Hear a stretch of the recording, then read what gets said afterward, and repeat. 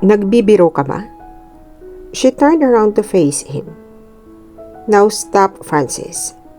Nangako siya sa sarili na iwasan ang dalaga dahil labis ng kalungkutan ay pinagdaanan nito para dumagdag pa siya. Pero nagpanting ang tainga niya nang purihin ni Margaret ang ama nito. Hindi na siya nakapagpigil at nasabi na yata niyang talagang nasa isip niya.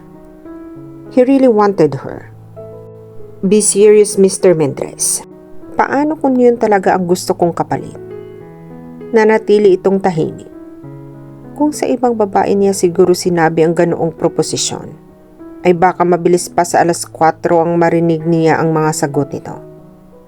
Kaya lang kausap niya ay hindi lang basta ibang babae, kundi si Margaret.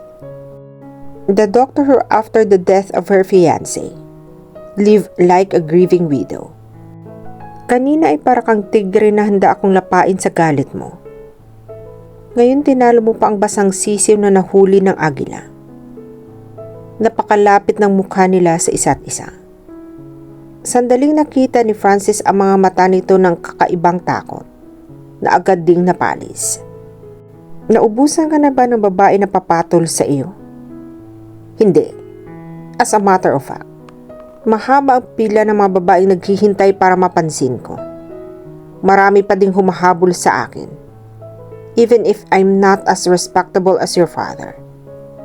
May sarkastimong sabi niya. Nasa magandang mukha ni Margaret ang pagkainis. Hindi doktor ng mga bata na tulad ko ang kailangan mo, Mr. Mendres. Kunti doktor sa utang. Your brain needs fixing. Iinsultuhin sana niya ang ama nito para makaganti man lang sa salita. Pero nakita niyang dumaan ang lambung sa mga mata ng dalaga na sumasalungat sa galit na ipinakita nito sa kanya. Ang kalungkutan na nasasalamin niya sa mga mata nito ay katulad na nakita niya sa dalaga ng sundan niya ito sa Hong Kong. No, hindi kasama si Margaret sa paghihiganti niya. He would spare her. Leave now. Dr. Montelivano. Pinandilatan siya ng dalaga. You. Nakuha mo ang interes ko ng simula pa lang. Pero hindi isang babaeng kasing lamig ng yelo ang gusto ko sa ngayon. Consider my offer as a joke, Margaret. You are lovely and mysterious. Pero masyadong mahal ang presyo mo. Malaki ang investment ng hospital para lang ipagpalit ko sa iyo.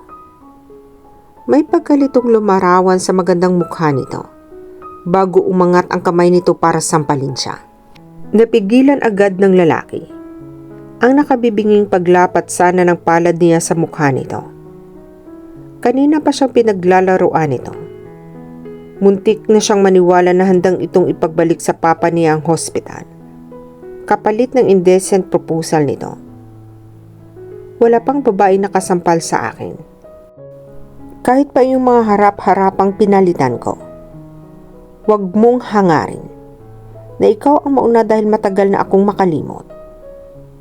Binawi niya ang kanyang kamay sa hawak nito. Pero hindi na inito pinakawalan. Pagkatapos ay hinalikan nito ang likod ng palad niya. Para siyang nakuryente nang dumampi ang labi ng lalaki sa balat niya. Agad niyang hinamig ang sarili. Imposibleng maepekto ang Francis na ito sa kanya. Ganoon lang siguro ang nararamdaman niya. Dahil ito ang unang lalaki ang nangahas na lapitan siya mula nang mamatay si Ferdy. Close your mouth, sweetheart. Kahit walang langaw sa opisinang ito, ay delikado ka pa rin. Baka iba ang pumasok sa bibig mo. Ginamit niya ang natitirang lakas para bawiin ang kamay sa binata. At pinakawala naman nito iyon. Babawiin ko ang ospital sa iyo. Itaga mo iyan sa bato. Nanggigigil na sabi niya dito. Bago ito tinalikuran. Narinig pa niya ang malutong na paghalakhak nito. Tuloy lalo siyang nabwisit. Alam niya ang gusto ng kanyang papa ang mabawi ang hospital. At iyon ang gagawin niya. Ang tanong ay paano? Mahal, kung nandito ka lang sana, baka natutulungan mo ako. Naisip niya habang hawak ang isang kamay ang engagement ring niya. A penny for your thoughts.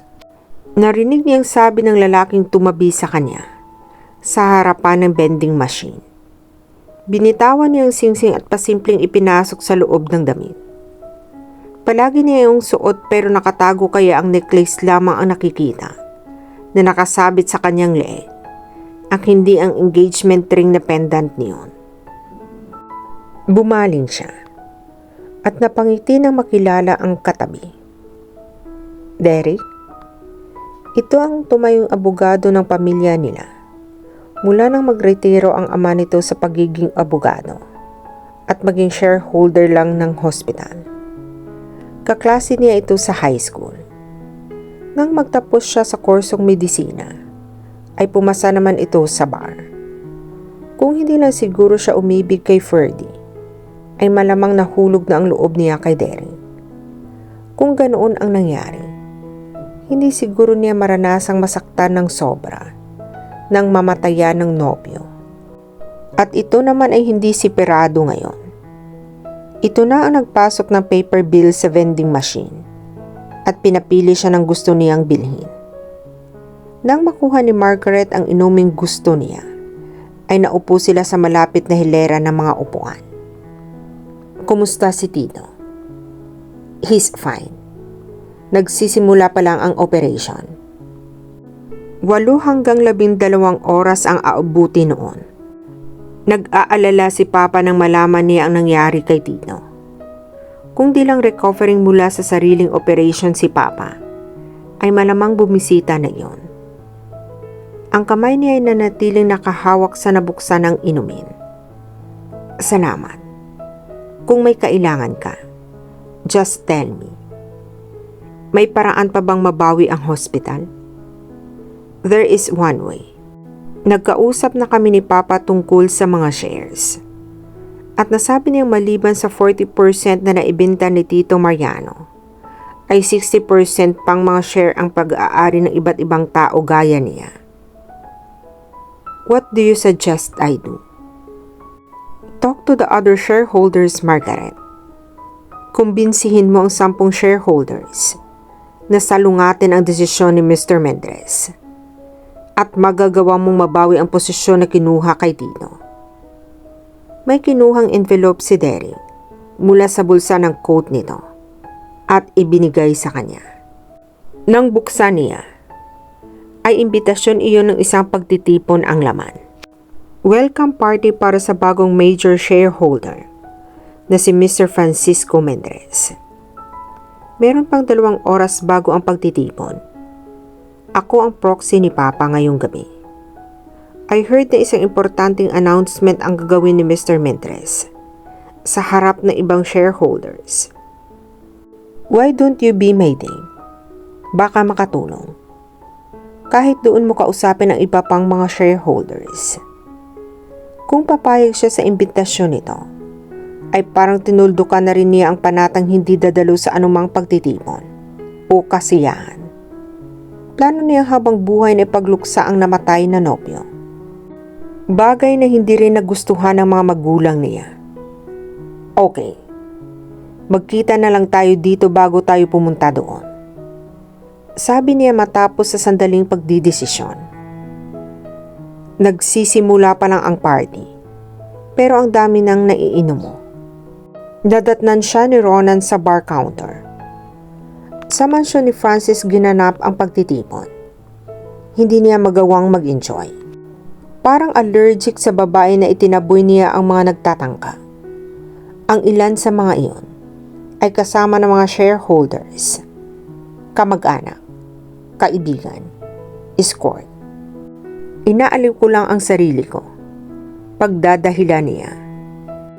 Kagaya ng pag-aliw mo sa sarili mo nang magbitiw ka ng indecent proposal. Masaya ako na hindi mo iyon itinuloy. At tinupad mo ang sinabi mo na hindi mo isasama si Margaret sa mga plano mo. Paano mo nalaman ang tungkol sa proposisyon ko sa kanya? Gulat niyang tanong. Tingnan mo ito. Hinuhuli lang kita. Kumagat ka naman kaagad. Ang kinatatakutan ko lang ay baka hindi mo kayang pangatawan ang una mong desisyon. Itinanggi mo man. Hindi mo may tatago sa akin na may parte ng pagkatao mo ang gustong gamitin ang sitwasyon para mapalapit sa kanya. Not for revenge, but for personal reasons. Nandyan ka na naman na sa pagiging makata mo. I-a-announce ko ang balak kong pagpapalit sa pangalan ng hospital sa lalong madaling panahon. May mga bagay sa mundo na hindi nadadaan sa determinasyon, Francis. Alam ko hanggang langit ang galit mo sa ama niya. Pero nang malaman mong anak niya si Margaret, di mo maikakailang nag-aalangan kang isakatuparan ang plano mo. Hindi mo man maamin, ay hindi na ganoon kagrabe ang pagkamuhi mo sa kanyang ama. Kaya inihanda ko lang ang sarili ko na makita kung paano ka sumugal sa isang investment na hindi pera ang iniisip kundi ito. Itinuro ni Ronan ang tapat ng puso niya. Hihirit sana si Francis nang mapadako ang mga mata niya sa may landing ng hagdan. It was Margaret in silver tube gown. Hapit sa magandang hubog ng katawan nito ang damit na nagpalingon din sa iba pang mga panauhin. Nagsalubong ang mga kilay niya na makitang hindi ito nag-iisa. May kasamang lalaki si Margaret at bagay tingnan ang dalawa na magkasama. Parang may sumuntok sa sikmura niya nang makitang ngumiti sa date nito ang dalaga. Madamot ang ngiti nito. Pero ngayon ay napakadali nitong ibinigay iyon sa kasama nitong lalaki. May pangunahing pandangal pala. Ani ni Ronan. Sinundan pala ang tingin niya. Tinapik siya nito sa balikan. Sa itsura ng mukha mo, ay parang handa kang gumawa ng gulo anumang oras, kung di pa titigil sa pagdikit kay Margaret ang kasama niya. Inilapag niyang hawak na kopita sa bar counter. Hindi siya sinalungat ang obserbasyon ni Ronan dahil tama ito. Kakaibang galit ang nararamdaman niya ngayon. Sino ang lalaking iyan? Attorney Derek, family friend, and lawyer of the Montilibanos. Siya ang pumalit na abogado ng pamilya nang magretiro ang ama nito. Sagot ni Ronan. Nanatiling nakasunod ang mga mata niya sa pareha na nakikipag-usap ngayon sa isa pang mga bisita. Ano ang ginagawa niya? Alin? Ang paghawak sa siko ni Margaret o ang pagpunta dito? Well, imbitado siya. Shareholder ang papa niya. At malamang si Derek ang nag-iisang tagapagmana. Tila nag-i-enjoy na patuloy ni Ronan. He's pushing his luck. Kay Margaret, Runan's Cove. Parang bagay sila. Mukhang nakahanap na nakakampi si Margaret. Ang alam ko, childhood sweetheart ang dalawang iyan. Schoolmate ko si Derek. Nauna ako sa kanya ng 2 taon. I could see na may pinagsamahan sila. Hindi lang ikaw yata ang interesado sa dalagang doktor. Simula nang maanal ang kasal niya, parang binata ng hinahabol ng mga babae iyan. Kung di ko lang alam na binackground check mo ang lahat ng mga kaugnayan sa mga Montilibanos, iisipin kong crush mo ang Derek na iyan. Tumawa ito at uminom ng alak. Muli ay pasimple niyang sinipat ang dalawa. Sa dami ng mga babae, si Margaret pa talaga. Bakit ka nagtataka? Kung wala akong girlfriend ngayon, at kung hindi lang kita kaibigan, baka dumiskarte din ako kay Margaret. Umismid ito. Nang tingnan ni Francis ng masama. Alam mo na rin siguro na anak si Derek ng isa sa 3 shareholders na hindi nagbenta ng shares sa iyo. Marunong palang maglaro si Margaret. Akala niya stethoscope at microscope lang ang alam nitong gamitin.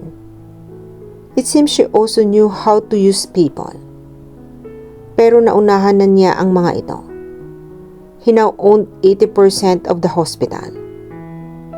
Sinalina niya ng alak ang kupetang nasa counter at inubos iyon. I'm drunk enough to create a scene, sabi niya. Tumayo na siya. Hinawakan siya ni Ronan sa braso. I thought you said you have an announcement to make. Don't tell me na lalapit ka kay Margaret. I'm not telling you. I'm gonna show you. Watch me. Binitawan na nito ang braso niya. Naglakad siya palayo dito at pumunta kay Margaret at sa kasama nito. At dito na po nagtatapos ang part 4 ng ating kwento. Sabay-sabay po nating abangan ang susunod na kabanata. Be good, be safe, and God bless po everyone.